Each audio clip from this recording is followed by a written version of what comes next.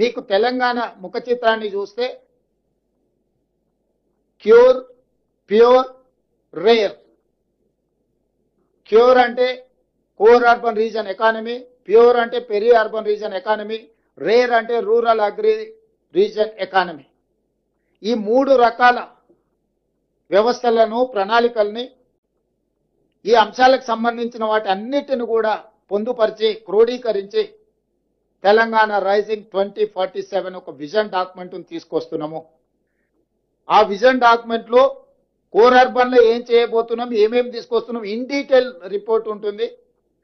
Peri urban లో ఏమేం చేయబోతున్నాం, మ్యానుఫ్యాక్చరింగ్ సైడ్ డీటెయిల్ రిపోర్ట్ ఉంటుంది.